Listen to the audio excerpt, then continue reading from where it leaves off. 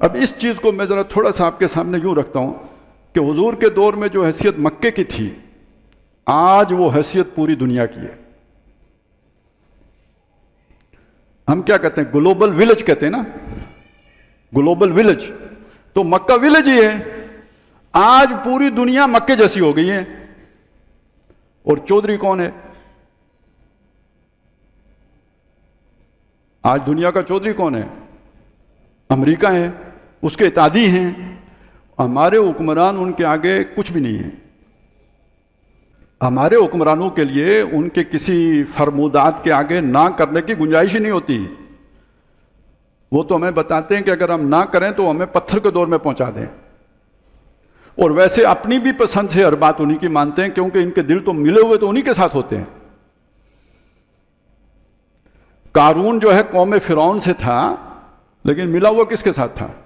فرعون کے ساتھ۔ کیوں؟ پیسے ادھر سے آتے تھے نا، خزانے تو فرعون بھرے گا اس کے، یہ جو اتنا مالدار ہو گیا تھا، اور نچوڑتا اپنی قوم کو تھا، خدمتگار بھرتی کر کے دیتا تھا فرعون کو، گورنمنٹ کنٹریکٹر تھا۔ تو وہ فرعون تباہ نہ ہو جاتا تو وہ اس نے بھی ہجرت کر کے ادھر ہی جانا تھا، جیسے ہم بھی ریٹائرڈ ہو کے باہر چلے جاتے ہیں۔ تو اصل حکمران وہ ہیں۔ اب وہ آ کے آپ کو چھیڑتے ہیں، کبھی چھیڑیں گے دائیں، کبھی چھیڑیں گے بائیں۔ عام مسلمان ریٹیلیٹ کرے تو کرے، جس نے اقامت دین کے منصب کو سمجھا ہے نا، اس کو اس معاملے میں متشدد نہیں ہونا چاہیے۔ اگر وہ القاعدہ بنا لے گا تو سب کا جو ہے نا کچومر نکلوا، تورا بورا کروا دے گا۔ یہی تو وہ چاہتے ہوتے ہیں۔ کیا ہوا اخوان المسلمون کے ساتھ؟ کیوں ختم ہو گئی طالبان حکومت؟ جس کو ہم نے اپنا بہت بڑا تاج بنایا، دہشت گردی، اس دہشت گردی کے الزام نے یہ سارا کچھ لیول کیا نا۔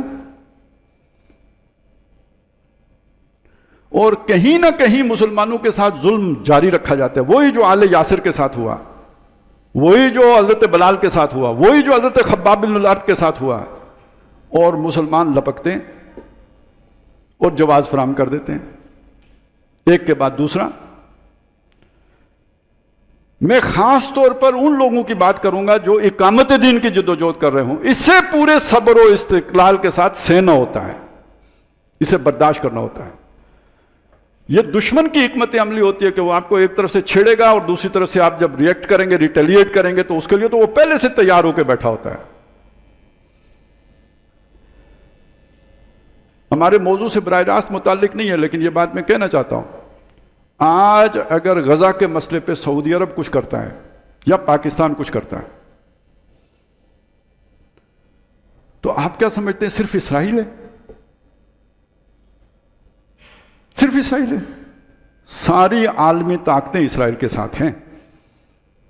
ایک چائنا اور روس کو چھوڑ دیں، باقی ساری بڑی عالمی طاقتیں اسرائیل کے ساتھ ہیں۔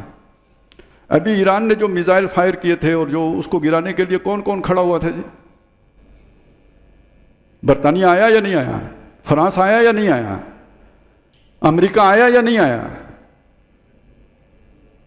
تو بہانہ مل جائے گا آپ کو برابر کرنے کا۔ یہ ایک میں نے چیز آپ کے سامنے رکھ دی، ہمارے اصل موضوع سے متعلق نہیں تھی۔ آپ آ جائیں واپس لوکل۔ اگر انقلابی جماعت تشدد کی طرف جائے گی تو گویا ایک موقع فراہم کر دے گی اہل اقتدار کو کہ ان سب کو ختم کر دیا جائے۔ 2 لاکھ بندہ مارنا یا 5 لاکھ بندہ مار دینا آج کی حکومتوں کے لیے کوئی مسئلہ نہیں ہے۔ ہاں، اگر وہ غیر مسلم ہوں اور کسی مسلمان کے ہاتھوں 2 مارے گئے ہوں تو پوری دنیا میں طوفان آ جائے گا۔ اگر کسی مسلمان حکومت نے اپنے اقتدار کے استحکام کے لیے جو ان کے اندر وائلنس ہے اس کو ختم کرنے کے لیے 15 مار دیے ہوں تو دنیا میں بھونچال آ جائے گا۔ لیکن اگر وہ مسلمان مارے گئے ہوں کہ جو اللہ کا دین قائم کرنا چاہتے ہوں تو لاکھوں مارے گئے ہوں، دنیا اس کی پرواہ بھی نہیں کرے گی۔ نہیں، مجھے بتائیں، انسانی حقوق ساری چیزیں ہیں، پھر جنیوا کنونشن، قیدیوں کے حقوق. تو امریکہ نے جو طالبان قیدیوں کے ساتھ کیا اور مسلمان قیدیوں کے ساتھ کیا گوانتانامو بے میں، یہ کون سے حقوق کے تحت تھا؟ کوئی دنیا بولی؟ نہیں بولی. اب جو اسرائیل کر رہا ہے، کہیں دنیا میں عوام تو ہے بولتی، لیکن کسی حکمران کے کانوں پہ جوں رینگی؟ کوئی ادارہ، کوئی عالمی عدالت انصاف، کوئی انسانی حقوق کی کوئی تنظیم آپ نہیں سنیں گے.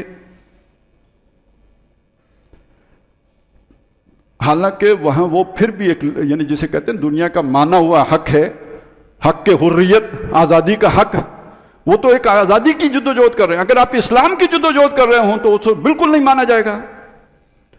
تو اگر 2 لاکھ بندہ مار دیں، 5 لاکھ بندہ مار دیں، ختم کر دیں، کوئی پوچھنے والا نہیں ہے. تو وہ تو چاہیں گے کہ آپ ایسا کچھ کریں کہ جس کے بدلے میں سارے برابر کر دیے جائیں.